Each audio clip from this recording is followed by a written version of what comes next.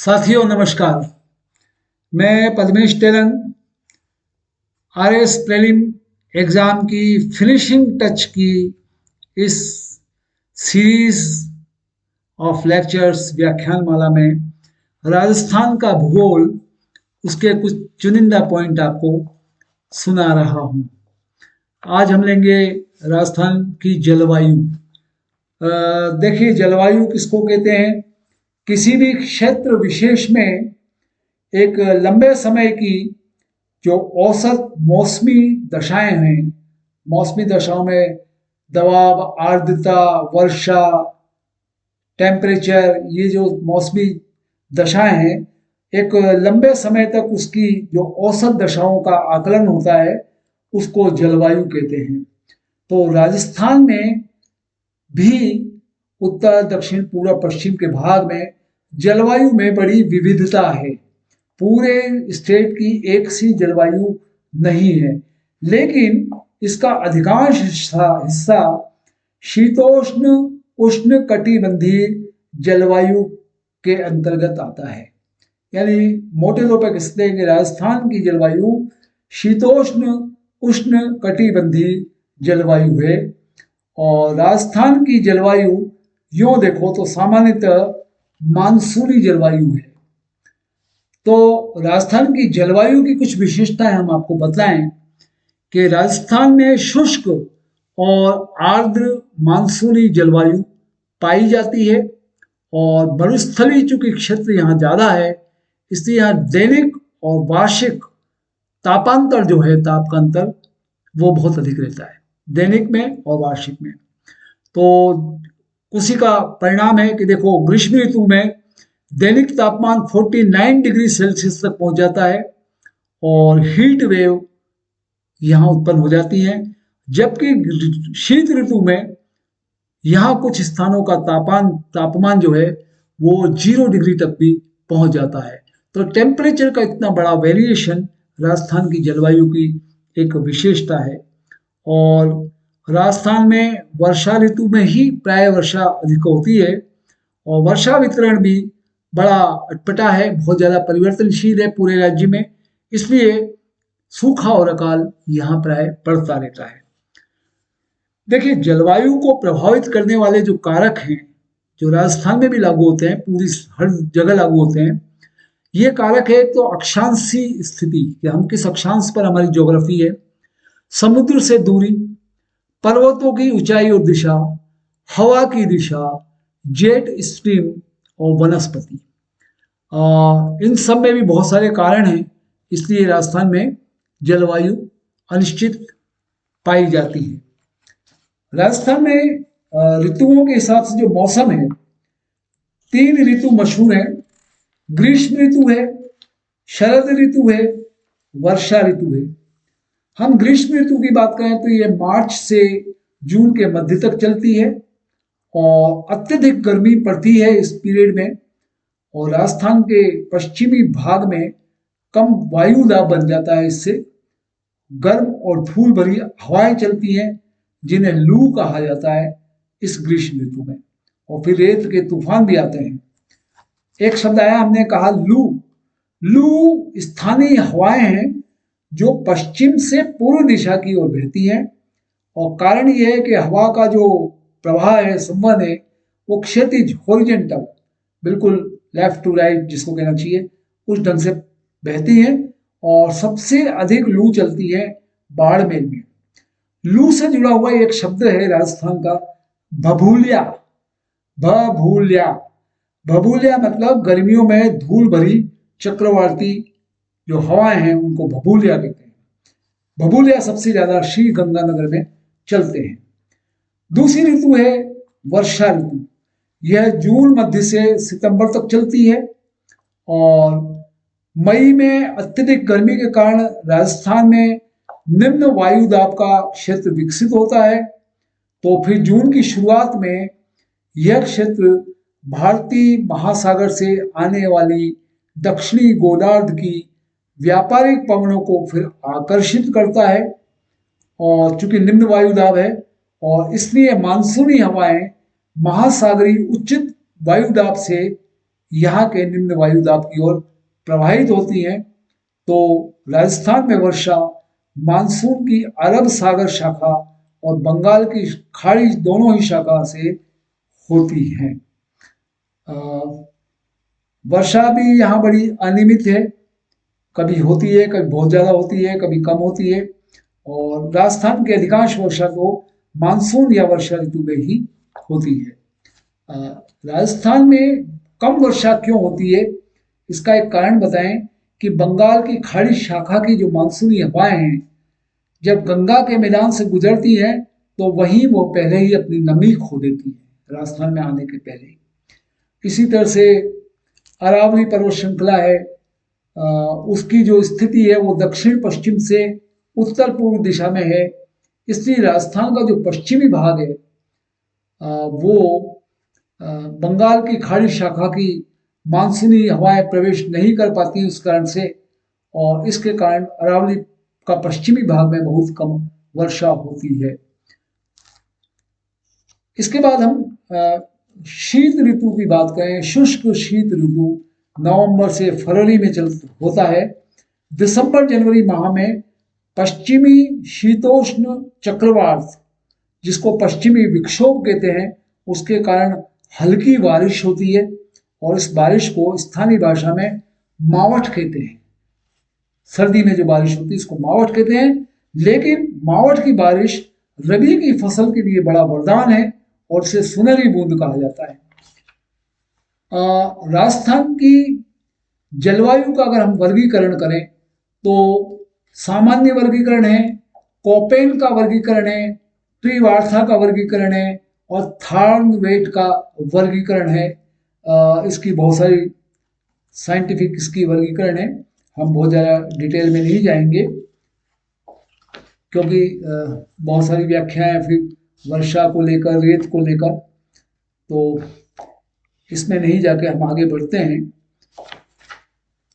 राजस्थान में वर्षा की जो बात चल रही थी हमने, राजस्थान अपनी वार्षिक वर्षा का 95% दक्षिण पश्चिम मानसून के दौरान प्राप्त करता है और राज्य में वर्षा का वितरण बड़ा असमान है। पश्चिम मरुस्थल में औसतन 25 सेंटीमीटर वर्षा होती है और राजस्थान के पूर्वी भाग में औसतन 50 सेंटीमीटर वर्षा होती है, यानी पश्चिम और पूर्व में भी दुगने का फर्क है। और औसत वर्षा राजस्थान की 57.5 सेंटीमीटर है। ये राजस्थान में वर्षा थी। मोटे तौर पर कह सकते हैं कि राजस्थान का जो दक्षिण और दक्षिण पूर्वी जिले हैं, दक्षिण पूर्वी जिले में उदयपुर, प्रतापगढ़, बांसवाड़ा, डूंगरपुर, राजसमंद, ये दक्षिणी और दक्षिण पूर्वी जिला कोटा इत्यादि, इसमें सबसे अधिक वर्षा होती है। और जैसलमेर जिले में उत्तर और उत्तर पश्चिम क्षेत्र में सबसे कम वर्षा होती है और सबसे अधिक वर्षा झालावाड़ जिले में होती है, जो राजस्थान का दक्षिण पूर्वी भाग है। आइए इसके बाद हम कृषि पर चलते हैं। यहाँ के प्रमुख फसल उत्पादन और वितरण की बात करेंगे। राजस्थान में जो कृषि से संबंधित आंकड़े हैं, बहुत ज़्यादा डिटेल में नहीं जाएं, लेकिन एक टर्म है GSVA। GSVA में राजस्थान का योगदान 26.21% है स्थिर मूल्य पर और वर्तमान मूल्य पर 26.72% है। बहुत ज़्यादा आंकड़े में नहीं जाएं तो रोजगार में योगदान 62% है, कृषि क्षेत्र में 10% है और कृषि के अंतर्गत जो क्षेत्र आते हैं, कृषि योग्य जो क्षेत्र है वो 17.4 मिलियन हेक्टेयर है और वर्षा आधारित क्षेत्र कृषि जो है वो कृषि क्षेत्र का 70% है। चूंकि कृषि मानसून पर निर्भर करती है, इसलिए कृषि को यहाँ मानसून का जुआ कहते हैं, जुआ है। तो आंकड़ों की हम बहुत ज़्यादा चर्चा नहीं करेंगे, सिर्फ एक जानकारी के तौर पे। कृषि के जो प्रकार हैं यहाँ, शुष्क भूमि कृषि है, मिश्रित कृषि है, झूमिंग कृषि है और ट्रक फार्मिंग कृषि है। इसमें झूमिंग कृषि एक टिपिकल टर्म है। इसमें झूमिंग कृषि किसको कहते हैं कि वनों को काटकर या जलाकर भूमि साफ करने के पश्चात जो की जाने वाली कृषि है उसका एक प्रकार है, उसको झूमिंग कृषि कहते हैं। और इस प्रकार की खेती राजस्थान का जो आदिवासी क्षेत्र है, उदयपुर, सलूमर, डूंगरपुर, बारा, बांसवाड़ा, वहां होता है।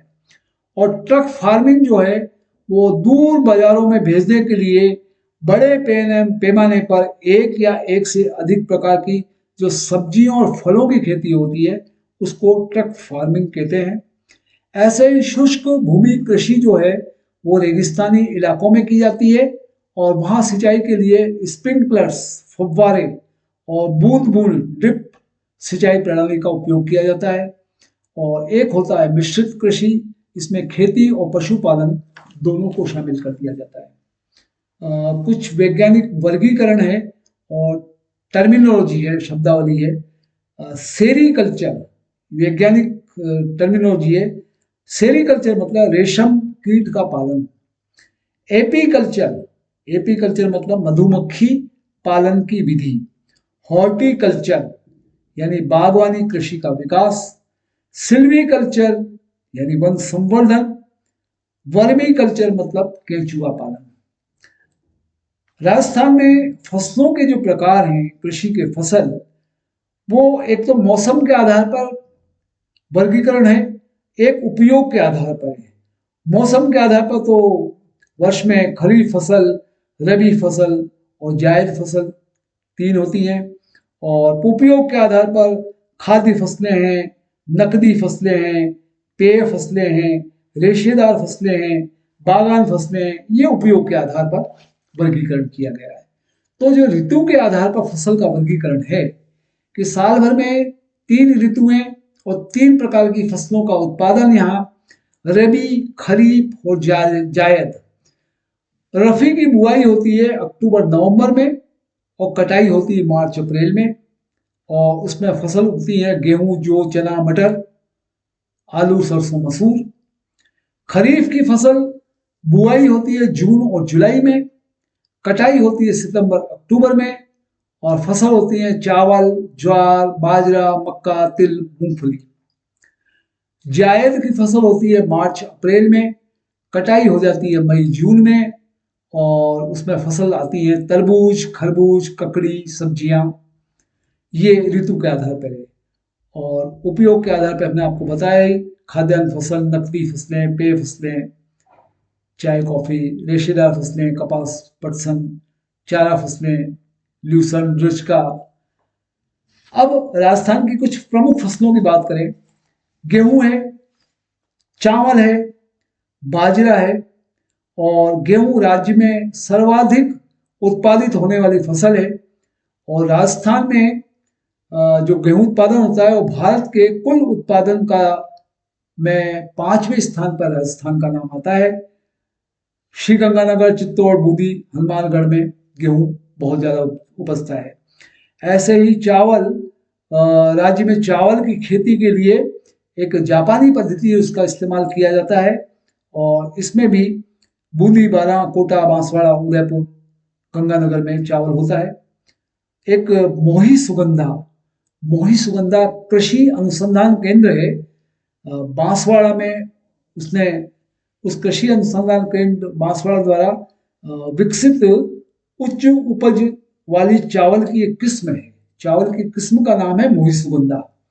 उस मोही सुगंधा को डेवलप किया है कृषि अनुसंधान केंद्र बांसवाड़ा ने। तो ये भी एक प्रश्न बन जाता है कभी कभी कि मोही सुगंधा क्या है, तो चावल की एक किस्म है। बाजरा होता है यहाँ। बाजरा का उत्पादन भारत में प्रथम स्थान पर राजस्थान में है। और उत्पादक जिले अलवर हैं, जयपुर है, बाड़मेर, नागौर आदि में बाजरा होता है। मक्का भी होता है हमारे यहाँ। मक्का, राजस्थान देश में मक्का के कुल उत्पादन का 1/8वां हिस्सा उग जाता है।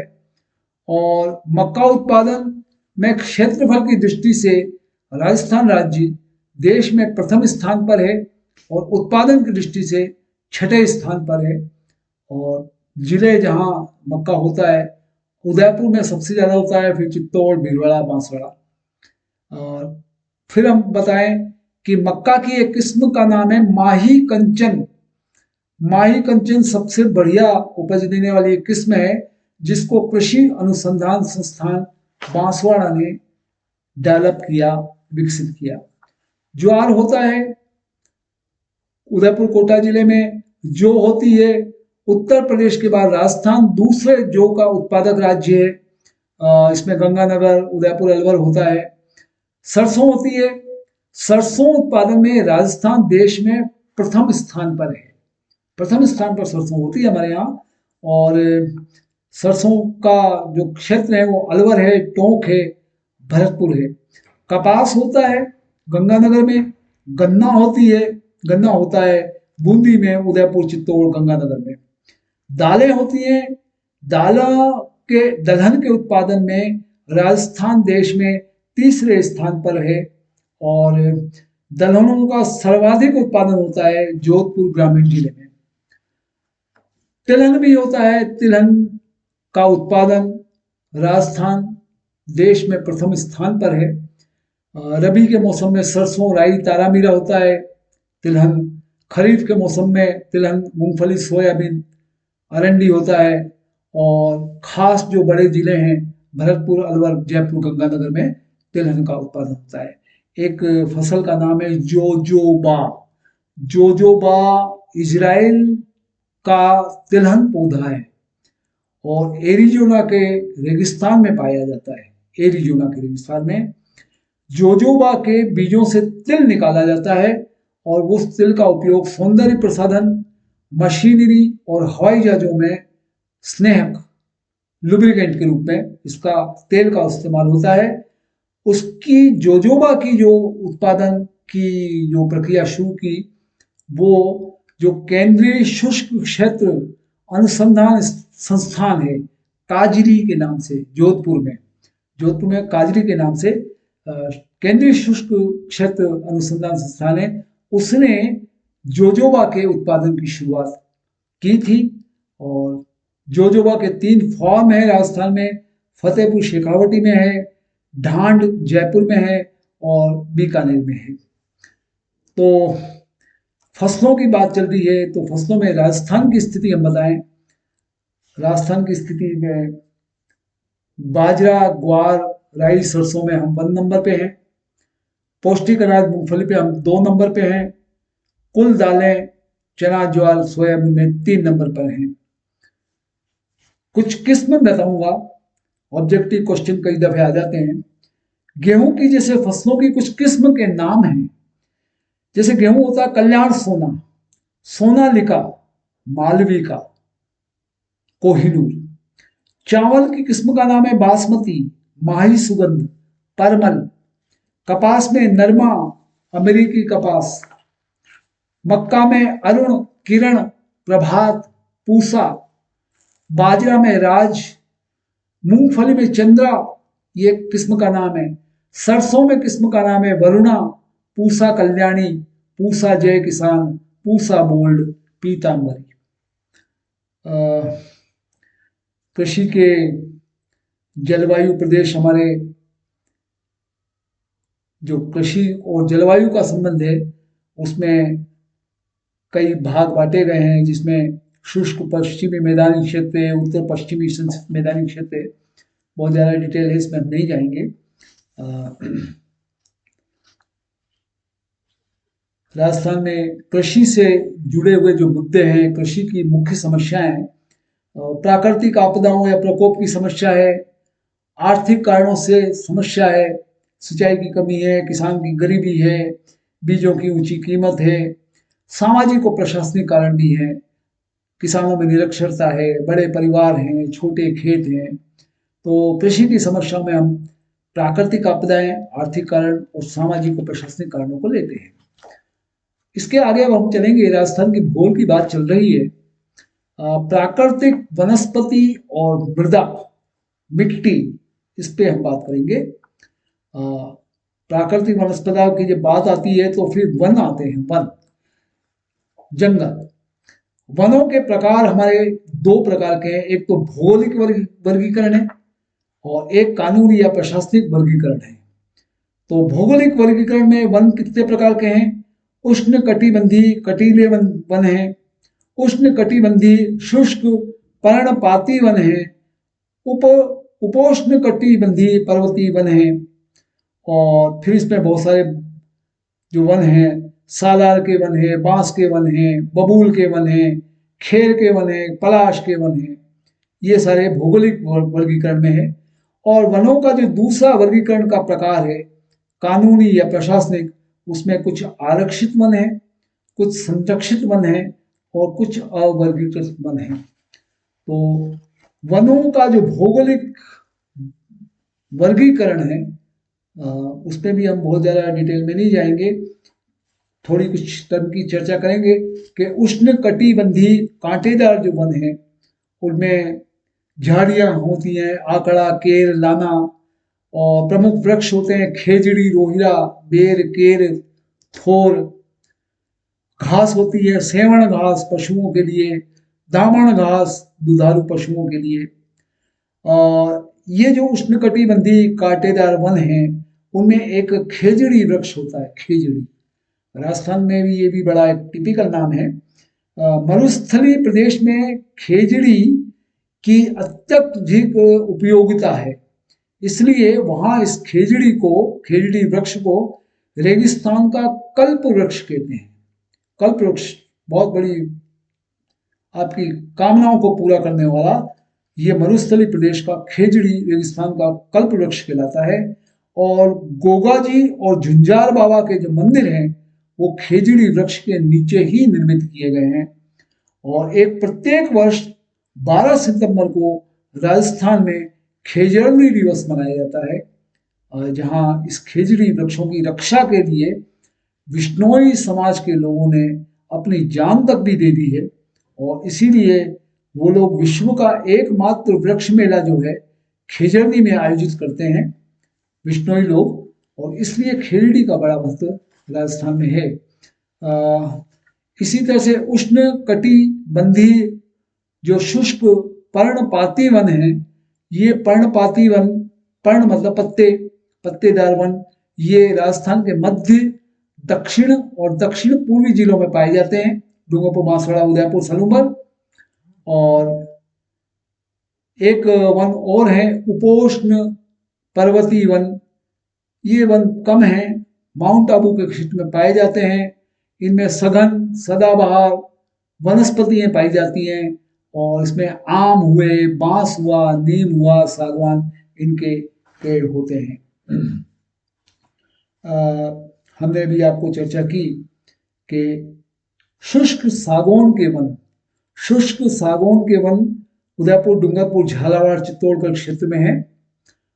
शुष्क सागौन के वन में जो वृक्ष होते हैं वो धावड़ा, गुर्जन, गोंदल, तेंदू, हल्दी, इमली, ये सब शुष्क सागौन के वन हैं। एक धोकड़ा के वन है, धोकड़ा के वन। धोकड़ा के वन कोटा, समूदी, सवाई माधोपुर, जयपुर, अलवर, अजमेर, उदयपुर, आसमन, चित्तौड़गढ़।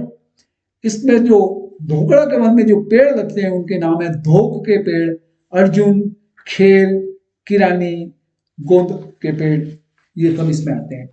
एक पलाश के वन है, पलाश के वन अलवर, अजमेर, आलपाली, सिरोही में होते हैं। खेर के वन झालावाड़, कोटा, बारा, चित्तौड़ में होते हैं, उसमें पेड़ों के नाम है बेल, धोकड़ा, अर्जुन। बबूल के वन गंगानगर, बीकानेर, नागौर, जालोर इत्यादि में होते हैं, वहां पेड़ का नाम है नीम, हिंगोटा, अर्जुन, केल। और मिश्रित पर्णपाती वन, पर्ण मतलब पत्ते, ये राजस्थान के दक्षिण के जो पहाड़ी क्षेत्र हैं, सिरोही, उदयपुर, चित्तौड़, कोटा, बारा, वहां होते हैं। और इन मिश्रित पर्णपाती वनों में जो पेड़ उगते हैं उनका कुछ उदाहरण है आंवला, शीशम, सादर, अमलतास, करुंज, गूलर, जामुन, अर्जुन आदि। हमने वनों का एक प्रशासनिक वर्गीकरण की बात की, प्रकृति के हिसाब से हमने वन बता ही दिए। वनों का एक प्रशासनिक वर्गीकरण भी है जिसमें अवर्गीकृत वन है, आरक्षित वन है और संरक्षित वन है। संरक्षित वन 56.43% है और ये सर्वाधिक 12 में है। और इसमें संरक्षित वन में लकड़ी काटने और पशु चारण के लिए अनुमति सरकार से दी जा सकती है। आरक्षित वन जो है वो राजकीय संपत्ति है। वन कटाई और पशु चारण पर पूर्ण प्रतिबंध है। यहाँ पर ये आरक्षित वन है, यहाँ आप कटाई वटाई नहीं कर सकते। और इनका सर्वाधिक विस्तार जो है उदयपुर में है और आरक्षित वन का प्रतिशत है 37.05%। लास्ट में जो बचता है इसमें अवर्गीकृत वन जो न संरक्षित हैं और न आरक्षित हैं, वो 6.52% है। इसमें लकड़ी काटो, पशु चारण करो, इसमें कोई प्रतिबंध नहीं है। ये सर्वाधिक वन बीकानेर क्षेत्र में पाए जाते हैं। वनों के बारे में थोड़ा सा और बता दें कि राजस्थान पर्यावरण नीति बनाने वाला देश का पहला राज्य है जहां पर्यावरण नीति बनी। और जोधपुर में एक है माचिया सफारी पार्क, ये भारत का पहला राष्ट्रीय मरुस्थल वनस्पति उद्यान यहाँ पर बनाया गया। ये कुछ याद करने जैसे हैं और प्रश्न आने जैसे भी हैं कि भारत का पहला राष्ट्रीय मरुस्थल वनस्पति उद्यान माचिया सफारी पार्क जोधपुर में है। एक हमारे यहाँ राजस्थान में अमृता देवी वन्य जीव पुरस्कार दिया जाता है। अमृता देवी वन्य जीवन पुरस्कार वन्य जीव संरक्षण के लिए दिया जाने वाला सर्वश्रेष्ठ पुरस्कार है और उसकी शुरुआत 1994 में की गई थी और पहला पुरस्कार गंगाराम बिश्नोई को मिला, जिला पाली के थे वो। एक शब्द आता है और बीड, बीड स्थानीय भाषा में घास के मैदान या चरागाह को बीड बीड कहा जाता है और ये घास के मैदान या चरागाह बीकानेर, जोधपुर, चूरू, सीकर, झुंझुनू आदि में है। तो ये हमने वनों की कुछ बात की। वनों पे आंकड़ों की मैं चर्चा नहीं करूंगा कि कितना, क्योंकि वन की यहाँ कई श्रेणी है। अति सघन वन भी हैं, मध्यम सघन वन भी हैं, खुले वन भी हैं, झाड़ी वन भी हैं। तो बहुत ज़्यादा इनकी आंकड़ों पे बात नहीं करेंगे हम। एक कुछ शब्दावली की जरूर बात करते हैं कि एक शब्द है फॉरेस्ट कैनोपी, हिंदी में इसको कहते हैं वन वितान। वन वितान का मतलब ये है कि अगर ऊपर से आप देखें तो ये वृक्ष द्वारा आच्छादित किया गया भूमि का अधिकतम क्षेत्र है वन वितान। फॉरेस्ट कैनोपी जैसे छतरी की लगा दी जाती है ना, ऐसे वन का कैनोपी है। और ये कुछ वन वितान दी राजस्थान में डेवलप किए गए। वनावरण फॉरेस्ट कवर, फॉरेस्ट से जो जमीन को मैक्सिमम कवर करने के लिए आर्चर्ड, बांस और ताड़ के पेड़ पाए जाते हैं, वो वनावरण फॉरेस्ट कवर कहलाता है। एक है रिकॉर्डेड फॉरेस्ट एरिया, ये फॉरेस्ट एरिया सरकारी रिकॉर्ड में वन के रूप में जो दर्ज हैं सभी भौगोलिक क्षेत्रों को बताता है, रिकॉर्डेड फॉरेस्ट एरिया। राजस्थान में सर्वाधिक वन वाले जो क्षेत्र हैं, जिले हैं, नंबर 1 उदयपुर, फिर अलवर है, फिर प्रतापगढ़ है, फिर बारां है, फिर चित्तौड़गढ़ है। और सर्वाधिक वन प्रतिशत वाले जो जिले हैं उसमें फर्स्ट नंबर उदयपुर है, आखिरी नंबर बारां है। और न्यूनतम वन क्षेत्र वाले जो जिले हैं, न्यूनतम नंबर 1 पे चूरू, फिर हनुमानगढ़, फिर जोधपुर, फिर श्री गंगानगर और फिर दौसा। ये न्यूनतम वन क्षेत्र वाले जिले हैं। और वन क्षेत्र में सर्वाधिक वृद्धि वाले जिले, सर्वाधिक वृद्धि अगर कोई कर रहा है जिले का तो वो अजमेर है, और उसके बाद पाली है, फिर बीकानेर है। और सर्वाधिक कम जो वृद्धि कर रहा है वो जिले जालोर है, फिर करौली है, फिर सिरोही है। हम राजस्थान में वानिकी कार्यक्रम पे बात करें, वानिकी मतलब वन को डेवलप करने के लिए जो राजस्थान में वानिकी कार्यक्रम है उसकी कुछ चर्चा करें कि एक राष्ट्रीय वन नीति आई थी 1988, राष्ट्रीय वन नीति। उस 1988 की नीति के अनुसार देश का, पूरे देश की बात कर रहे हैं, न्यूनतम वन क्षेत्र 33% होना चाहिए। ये उनकी सिफारिश थी कि पूरे देश का क्षेत्र का 33% वन होना चाहिए। फिर उसको क्रम में राजस्थान की एक राज्य वन नीति आई। राज्य वन नीति राजस्थान ने बनाई, 18 फरवरी 2010 को जारी की गई। और उसके अनुसार राज्य ने तय किया कि भाई राजस्थान राज्य का न्यूनतम वन क्षेत्र 20% तो होना ही चाहिए। हमने हमारी लोकल कंडीशन के हिसाब से 20% का टारगेट रखा अपनी वन नीति 18 फरवरी 2010 को। तो राजस्थान वन नीति फिर उसके बाद एक 2023 की ओर आई, अभी गत वर्ष। इसका उद्देश्य था कि अगले जो 20 वर्ष हैं उसमें भौगोलिक क्षेत्र के 20% हिस्से तक को तो हम वन में उसको वन को बढ़ाएंगे, वन पे जोर देंगे, संरक्षण करेंगे, डेवलप करेंगे। एक हरित राजस्थान योजना, हरित राजस्थान योजना 2009 से 14 का जो 5 साल की एक वानिकी योजना, पंचवर्षीय वानिकी योजना राजस्थान सरकार ने बनाई, हरित राजस्थान योजना।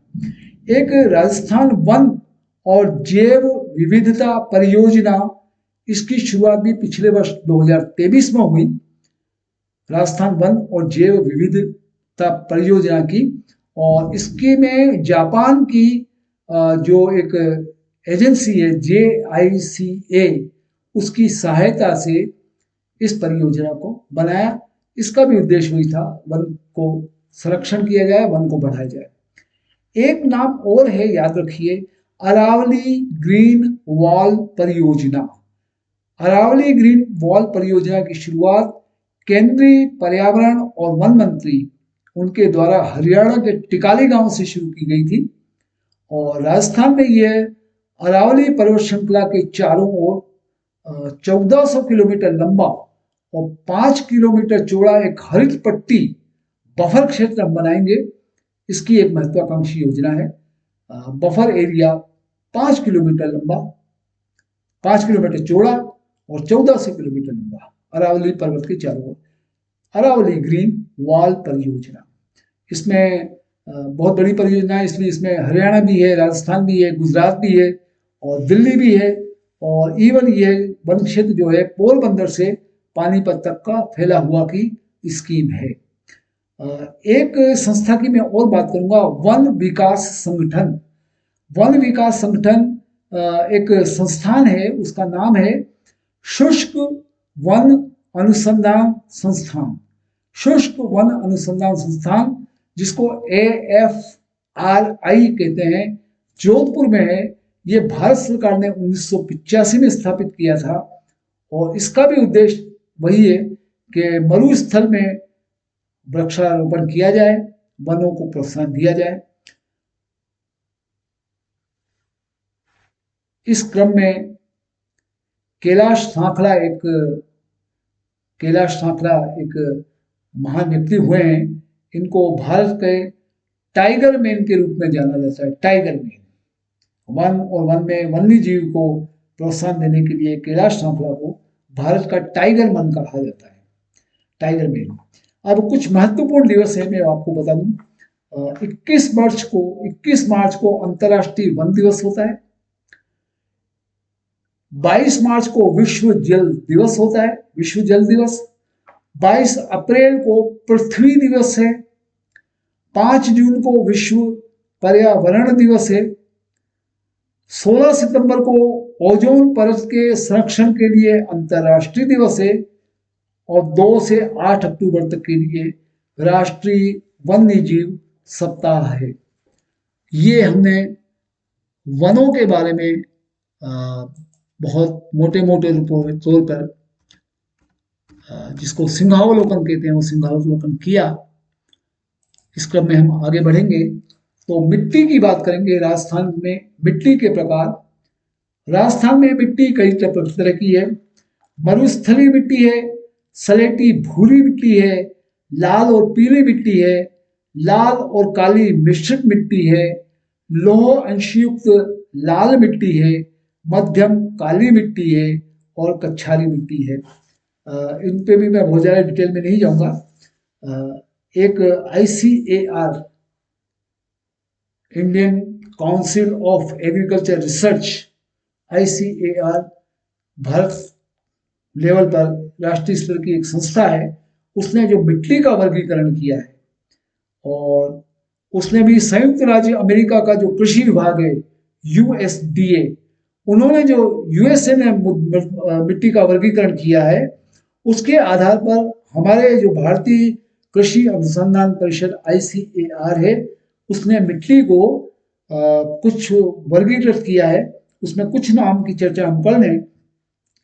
एक नाम है एरिडीसोल्स। एरिडीसोल्स ये हल्का पीले भूरे रंग की मिट्टी होती है और पश्चिम राजस्थान के सभी जिलों में पाई जाती है। एक मिट्टी का नाम है एंटीसोल्स, ये राजस्थान के शुष्क क्षेत्रों में पाई जाती है, ये अंतर्राष्ट्रीय नाम है। और एक है वर्टिसोल, ये मिट्टी आर्द्र और अति आर्द्र क्षेत्र हैं, जैसे हाड़ौती क्षेत्र हमारा कोटा का, उसमें पाई जाती है। तो राजस्थान में ये 3 तरह का जो ICAR का और USDA का मिट्टी का वर्गीकरण है, उसमें हमने नाम बताए एरिडीसोल्स, एंटीसोल्स और वर्टिसोल मिट्टी के प्रकार हैं, याद रखिएगा। इसके बाद हम राजस्थान के खनिज संसाधन पर आते हैं। खनिज, राजस्थान में खनिज बहुत अच्छे प्रचुर मात्रा में है और खनिज 2 प्रकार के पाए जाते हैं जमीन के अंदर से, एक तो धातु और अधातु। तो खनिज पदार्थ धातु के हैं, अधातु के हैं, मेटल नॉन मेटल। धातु में आते हैं लोह युक्त खनिज आते हैं, लोहा मैग्नीज आदि, और अलोह युक्त में खनिज में तांबा बॉक्साइट आदि आते हैं। और अधात्विक जो है नॉन मेटल, उसमें कार्बनिक या ईंधन खनिज आते हैं, कोयला, पेट्रोलियम, प्राकृतिक गैस। और अकार्बनिक या गैर धात्विक खनिज आते हैं, अभ्रक, चूना पत्थर, ग्रेफाइट आदि। तो राजस्थान में 81 प्रकार के 81 प्रकार के खनिजों के भंडार हैं। और गौण खनिज जो हैं मुख्य नहीं है, गौण खनिजों की आय के आधार पर राजस्थान का देश में दूसरे स्थान पर नंबर है। जो गौण खनिज माने जाते हैं, राजस्थान का देश में दूसरा स्थान है। और राजस्थान देश का तीसरा सबसे बड़ा खनिज उत्पादक राज्य है। और राजस्थान सीसा और जस्ता के अयस्क, सेलेनाइट और वालेस्टोनाइट का एकमात्र उत्पादक है पूरे देश में। सीसा और जस्ता के अयस्क का, सेलेनाइट का और वालेस्टोनाइट का। देश में चांदी, कैल्साइट और जिप्सम का लगभग पूरा ही उत्पादन राजस्थान में होता है। जिप्सम का, जिंक का, हिंदुस्तान जिंक लिमिटेड बहुत बड़ा उदयपुर में दरीबा और उनके खाने हैं। और इसी तरह से यहाँ फेल्सपार, फायर क्ले, गेरू, फॉस्फेटाइट, स्टेटाइट, ये सारी चीजें होती हैं, खनिज निकलते हैं। तो राजस्थान का जो मकराना क्षेत्र है वो मार्बल या संगमरमर खनन का विश्व प्रसिद्ध केंद्र है। मकराना, किशनगढ़ और राजसमंद मार्बल के बहुत बड़े, पूरे देश में बहुत बड़ा सेंटर है। राजस्थान में जो धात्विक खनिज की हम बात कर रहे थे, लोहा, अयस्क, मैग्नीज और क्रोमाइट, ये भी होता है। तांबा झुंझुनू, खेतड़ी और खोलिहान में है। सीकर में नीम का थाना, बन्नों की ढाणी में है। लोह अयस्क में जो मैग्नेटाइट अयस्क निकलता है, हेमेटाइट अयस्क निकलता है, उसके भंडार जयपुर मोरीजा बानोला में है, दौसा लालसोट में है, झुंझुनू में डावला में है। सीसा और जस्ता, उदयपुर में जावर, अधिकांश उत्पादन जावर में हो रहा है। उदयपुर में जावर माता में हो रहा है, देवारी में हो रहा है, मोचिया मगरा में हो रहा है। ये उदयपुर क्षेत्र की जिप्सम की खाने हैं और यहाँ बहुत बड़ा भंडार है। राजसमंद में बरोड़ मगरा में है, भीलवाड़ा में रामपुरा आगूचा में है, शाहपुरा में गुलाबपुरा, खेड़ा पालोला में यहाँ सीसा और जस्ता होता है। मैंगनीज होता है बांसवाड़ा में, मुख्य रूप से तलवाड़ा, काला खूंटा, लोहरिया में। टंगस्टन होता है नागौर में, डेगाना के रेवत और भाकरी में। सोना बांसवाड़ा में निकला है, भूखिया, जगपुरा, देलवाड़ा पट्टी में, उदयपुर में, रायपुर, खेड़ा में। और चांदी भी निकलती है यहाँ उदयपुर के राजपुरा दरीबा में। और राजपुरा दरीबा में उदयपुर में एक स्थित जो जावर की खदान है, जो एशिया की सबसे बड़ी चांदी की खदान है। और इसी तरह से भीलवाड़ा में, रामपुरा आगूचा में भी चांदी निकली है। और राजस्थान में जो अधात्विक खनिज है, नॉन मेटेलिक, उसमें एस्बेस्टस है, अजमेर पाली में निकलता है, डोलोमाइट है अजमेर भीलवाड़ा, फेल्सपार है अजमेर भीलवाड़ा राजसमंद पाली, अभ्रक है।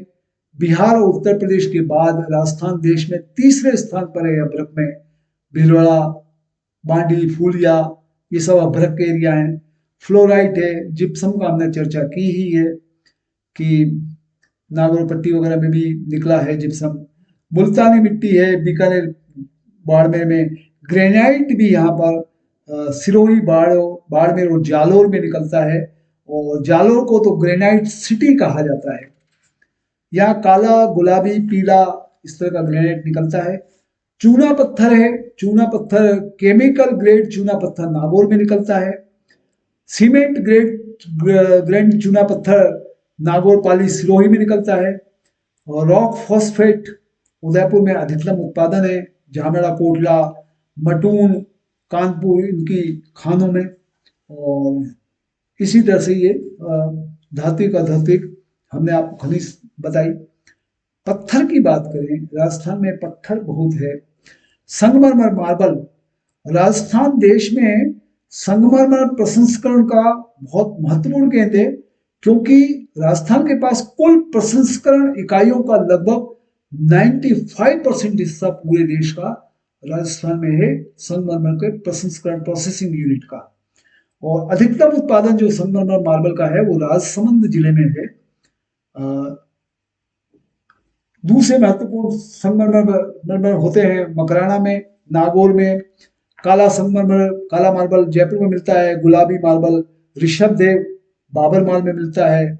सफेद मार्बल मकराना में, हरा मार्बल ऋषभदेव में है। इस तरह से अलग अलग कलर के मार्बल मिलते हैं। बलुआ पत्थर भी यहाँ धौलपुर, भरतपुर में है। एक तांबड़ा, तांबड़ा लाल रंग का बहुमूल्य पत्थर है, उदयपुर केकड़ी में होता है।